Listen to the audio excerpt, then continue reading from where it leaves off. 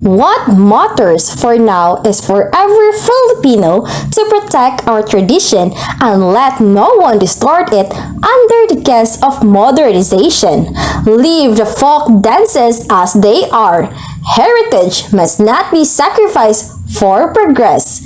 By Francisca Reyes Aquino, a national artist for dance.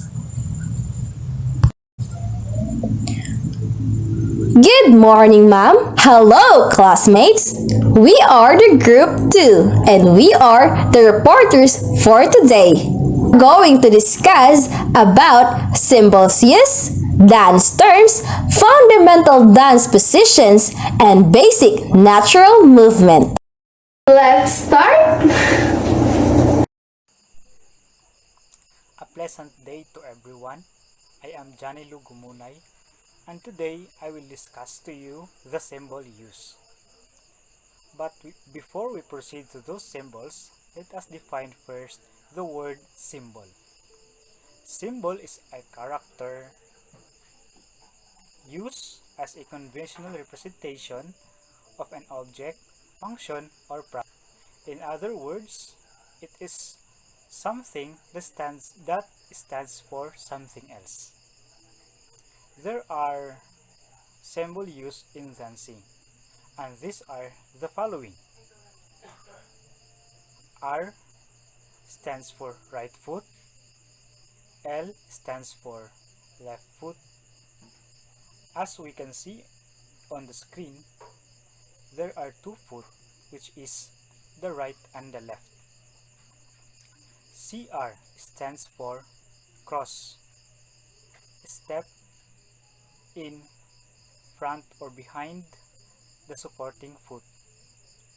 CIR stands for circle, move forward turning as on the circumference of a circle. J stands for jump, spring on one foot or both feet,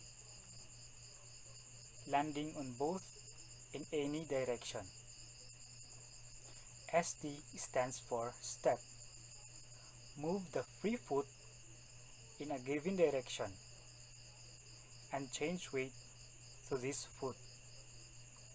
PT stands for point, touch the floor lightly with the foot of one, with the toes of one. WT stands for weight, to change weight or to transfer weight is to take weight is to transfer the weight of the body from one to other. SW stands for swing. It is a circular movement. P stands for in place, shifting weight from one foot to the other without progression in any direction. R stands for raise. RS stands for raise. Elevate body with weight centered over the ball and toes of the supporting foot. B stands for ball, the part of the foot behind the toes. When dancing up, one would step, like for example, ball flat. Cut. C stands for cut, to displace quickly one foot with the other, thus completely taking off the weight of the body from the displaced foot. Good day everyone, my name is Nikki Daroy. This is the continuation of symbol use. VS stands for very short, L stands for long, and S stands for short. These are the example of time value, means that the duration of a beat represented by a line. CL stands for close. Close is a step right foot sideward and step left foot close to the right, And also for the other foot. Step left foot sideward and step right foot close to left. H for hop. Hop is a spring from the one foot landing on the same foot on place or in any direction. The other foot may be raised in any direction, in front, in rear sideward, or across. PL stands for place. Place is to put foot in certain position without putting weight on it. T/P stands for turn in place. Execute 4 steps and place turning right or left. It starts with the right foot when turning right and with left foot when turning left. TCH stands for touch. Touch is to point right foot in front, step right close to the left to first position, and also to the other foot, point left foot in the front, and step left foot to close to the right to the first position. BR stands for brush. Means weight on the one foot, hit the floor with the ball or heel of the other foot and lift the foot from the floor to any direction. HL stands for heel. Extend foot forward and touch back of heel to the floor. No weight. SL stands for slide. To glide foot smoothly along the floor. The movement may be finished with or without transfer weight. D stands for down. One is to move the feet and body rhythmically, especially in time to music.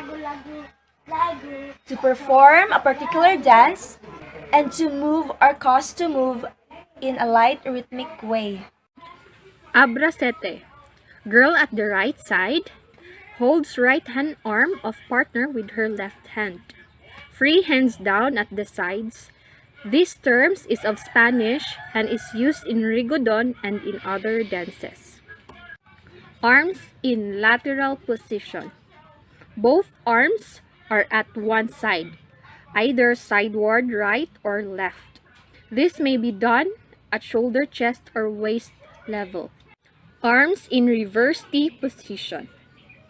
Arms are side horizontal, elbows bent at right angles, forearms parallel to head, palms forward or facing inward, fist loosely closed. Bilaw. To turn hands up and sewn alternately. Hands at waist level in front. Elbows close to waist. Brush. Weight on one foot. Hit the floor with the ball or heel of the other foot, the free foot. After which, that foot is lifted from the floor to any direction. Cabeceras. When dancers are in square formation, the couples occupying the width of the hall are called cabeceras, or head couples. This is of Spanish origin. Clockwise. Like the motion of the hands of the clock, right shoulder is toward the center of an imaginary circle. When facing center, the movement is toward the left. Counterclockwise. The reverse direction of clockwise. Left shoulder is toward the center of an imaginary circle. When facing center, the movement is toward the right. Costados. When dancers are in square formation, the couples occupying the length of the hall are called costados, or side pairs. This is of Spanish origin. Cross arms. Partners are facing each other or standing side by side. Girl at the right of the boy. They join their left hands together and their right hands together, either right over left or left over right.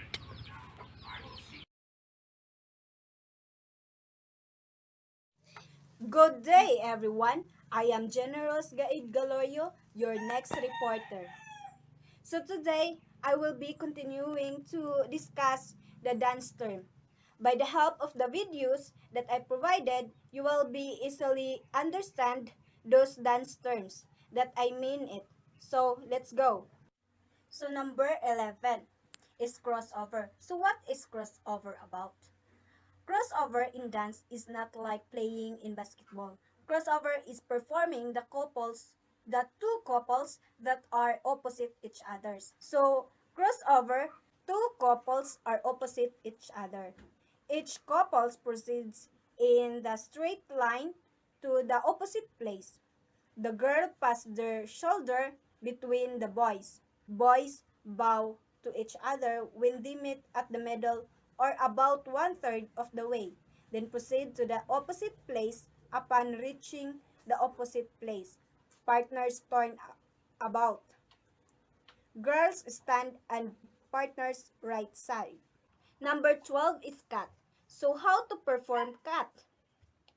Cut is to displace quickly one foot with the other, thus completely taking off this weight of the body from the displaced foot. So as you can see to the videos, it is quickly change of weight from one foot to the other, displacing the supporting foot. Next is number 13, the do-si-do. Do-si-do is both advance forward, pass each other's right or left side. So, step across the right or left, move backward without turning around, pass each other's left or right side to proper places. This is a foreign origin and is used in many Philippine dances. So, the do-si-do perform two people walk toward each other or two couples. So, pass by the right shoulder, step sideward to the right, and return to position walking backward, passing left shoulder. So, to perform do-si-do, just follow the pattern or arrow below that provided. So, next is draw. So, what does draw mean? So, draw is not to finish the game or not to draw something by making lines and mark using pen, pencil, or etc. So, draw is to fall one foot along the floor place or close to the other which has the weight of the body. The weight may or may not be transferred. So, draw is the free foot is drawn toward the foot, which support the body weight by pressing the toes against the floor. Or the clothes is made with or without transfer of weight. So, number 15 is the free foot. So, what is free foot? Free foot is the foot not bearing the weight of the body. So, free foot is the foot not bearing the weight of the body. So, as you can see in the example in the video, it is the foot not supporting the weight of the body. So, next is number 16 is free hand. So, what is free hand? So, free hand, the hand not placed anywhere or not doing anything. Free hand is the hand not placed anywhere or not doing anything. Since we are familiar with that, let us proceed to the next. So, next is number 17. So, what is number 17? Number 17 is the hand on waist. So, hand on waist, place hands at the waistline. At the smallest part of the trunk, knuckles and fingers pointing in rear. So, hands on waist, we already performed this at our PE2. And to perform this is you need to move and place your hands at your waistline. So, next is number 18 is hapay. Hapay is to flourish or offer a handkerchief, hat, or glass of wine to somebody as a sign of invitation. So as you can see in the videos that I provide, so hapay dance is just like the moves in the Cariñosa. So next is number 19. Number 19 is hayun-hayun. So hayun-hayun is to place one forearm in the front at the other at the back of the waist. This is a Visayan term. So hayun-hayun is easy to perform. We already perform and see these moves to those dances in the folk dance. So is hop. What is hop? How to perform hop? So let us see how to perform. So hop is a spring from one foot landing on the same foot on place or any direction. The other foot may be raised in any direction, in front, in rear, sideward, or across. The hop is to bounce or jump either on one foot or both feet. It depends upon on the person. So that's all. And next reporter.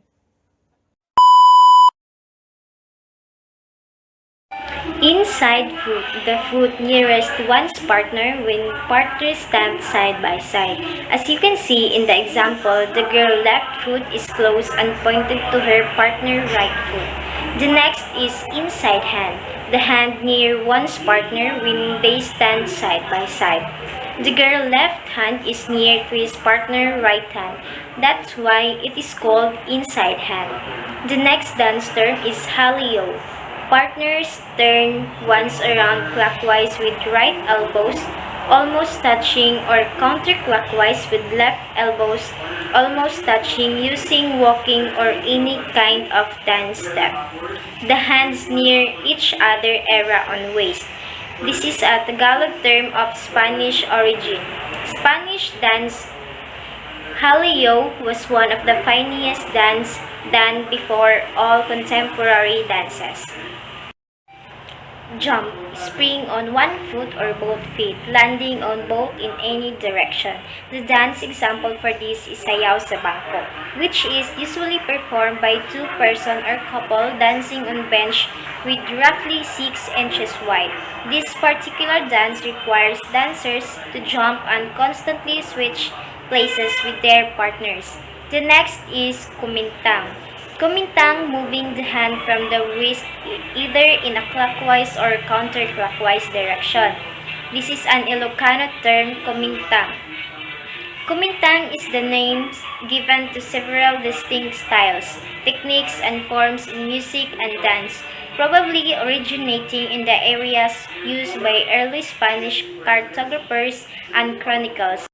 The next is leap. Leap is a spring from one foot landing on the other foot in any direction, forward, sideward, backward, or oblique. Next is masiwak. It's an Ibanag term which means to turn the hand from the wrist halfway clockwise, then raise and lower wrist once or twice. The number 28 in dance term is outside foot, the foot away to one's partner when partners stand side by side. In that example, you can see that their pointed foot away from his or her partner. Number 29 is outside hand, the hand away from one's partner when partners stand side by side. The basis for this outside hand is the right hand of the girl is holding her skirt while her partner holding on his waist. Their right and left hand are away with each other, so that is why it is called outside hand. The next dance term is panatiak. Panatiak is to stomp in front or at the side with the right foot and top with same foot close to the left foot. This is a Tagalog term. The next reporter is Joy Armina Gai. Thank you. Place. Place. To put foot in a certain or desired position without putting weight on it. The sole of the foot rests on the floor. Pivot. Pivot.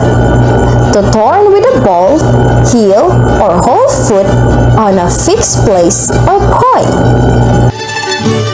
Pivot. Pivot.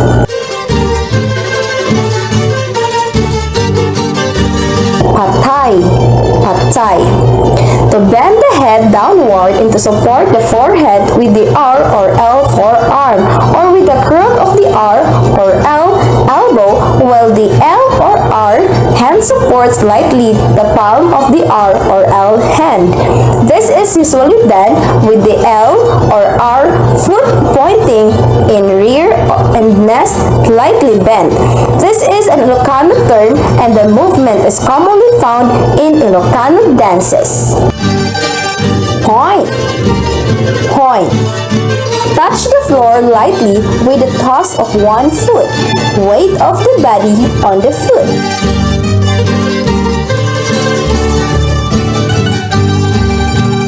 Salute. Salute. To swing the arm downward, upward, passing in front of the body as if scooping. The trunk is bent forward following the movement of the arm doing the salute. This is a Tagalog term. Saludo. Saludo. Partners bow to each other. The audience, opposite dancers, or the neighbors with feet together. This term is Spanish origin and is used in almost all Philippines dances. Saruk or saruk. The R or L. Foot in front of the L or R. Bend the body slightly forward and cross the hands or forearms down in front with the R or L hand or forearm over the L or R. This is a Visayan term. Slide. Slide. Slide is to glide foot smoothly along the floor. The movement may be finished with or without transfer of weight. Set. Set. A dance formation like a square or a unit formation composed of two or more pairs. Stomp. Stomp. Stomp is to bring down the foot forcibly and noisily on the floor, like doing a heavy step, with or without transfer of weight. Start with the right hand. 4 or more people advance to the center and join right hands and circle around clockwise using walking or change or any other step. Start with the left hand. Same as start with the right hand, only join left hands and counterclockwise. Step. To advance or recede by raising and moving one foot to another resting place, there is a complete transfer of weight from one foot to another. Tap. To tap lightly with the ball or tip of the toe, placing weight of the body on the foot. There is no change or transfer of weight here. Supporting foot. The foot is carrying the weight of the body. Whirl. To turn fast, executing small steps in place to right or left. Pirouette.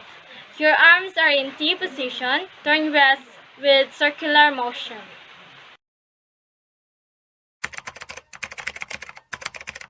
There are 5 fundamentals or basic positions in dance that are commonly termed as first position, second position, third position, fourth position, and fifth positions of the feet and arms.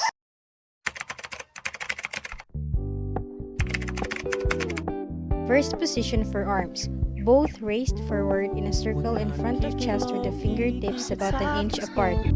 With no strings tying you to me. First position for feet. Heels close together, toes apart with an angle of about 45 degrees. And perform it together. In the garden, I never wanna lock you down. Second position for arms. Both raised sideward with a graceful curve at shoulder level.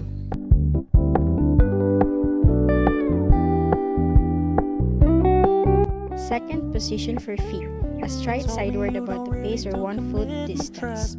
And perform it together. Third position for arms. One arm raised sideward as in second position, other arm raised upward.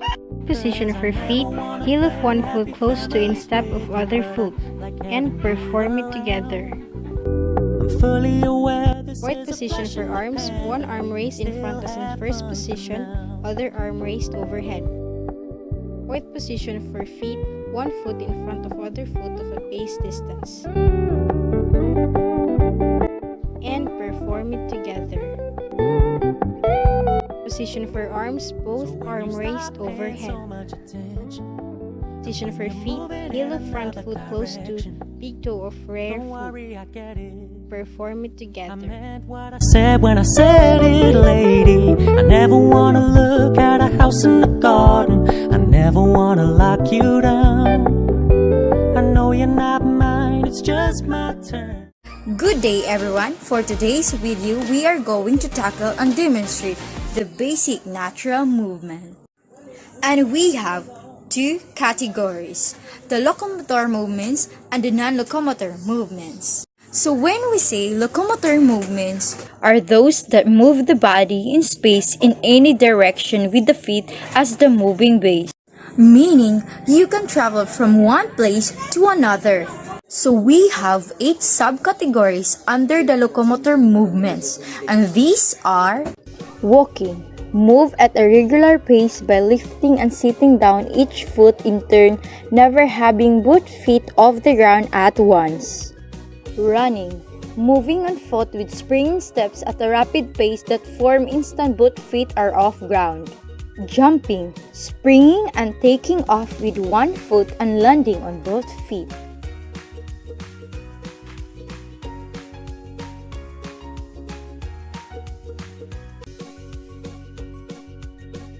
Hopping, springing on one foot and landing on the same foot.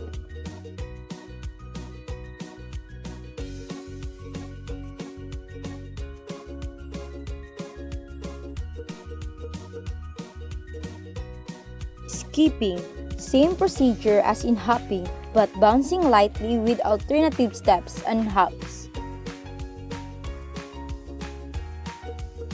Leaping, springing on one foot and landing on the other foot.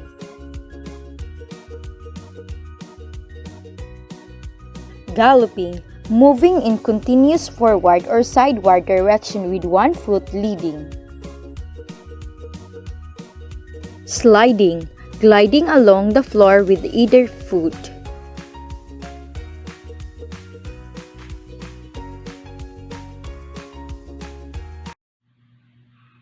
Hi everyone, I am Lovinel Cabigas, and for today, I'll be tackling about the non-locomotor movement, and later on, I will show you how to execute them. But first, let us define what is non-locomotor movements. Non-locomotor movements are those in which various parts of the body move in space with a fixed base.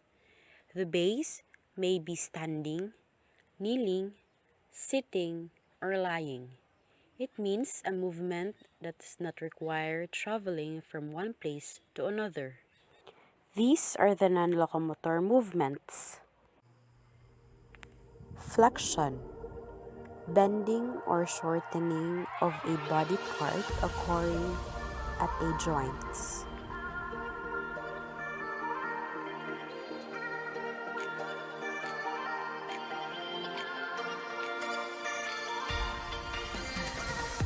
Pendular, the swinging or swaying of arms or foot forward, backward, or sideward.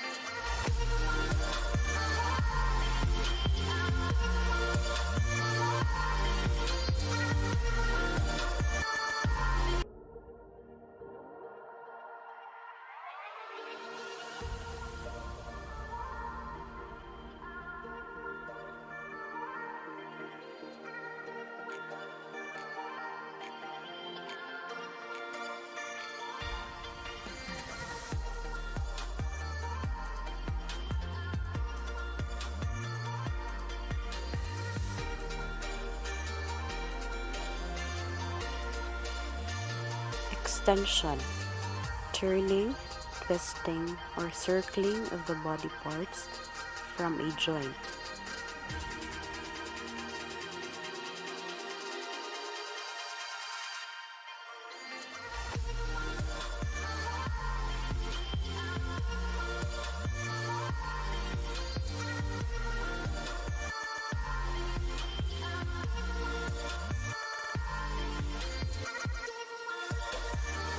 arm, shoulder circling.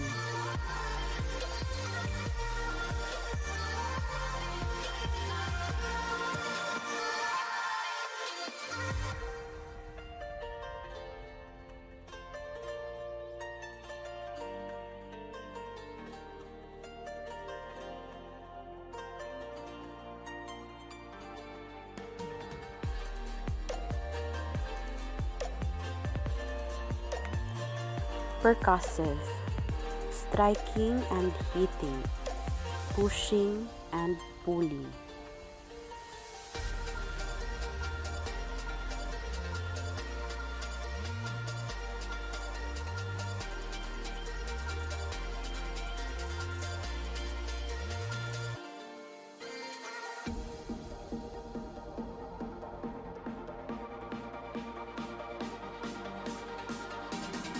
Vibratory, the shaking and beating of the body.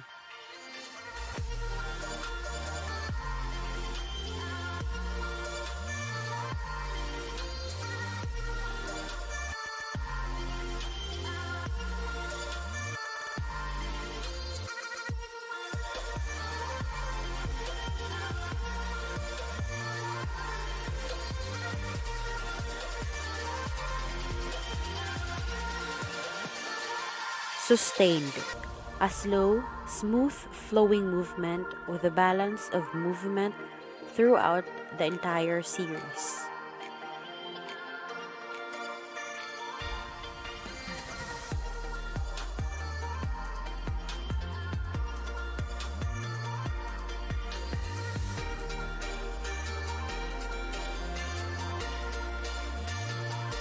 Suspended, a sharp movement followed by a series of slow or prolonged movements until a peak is reached.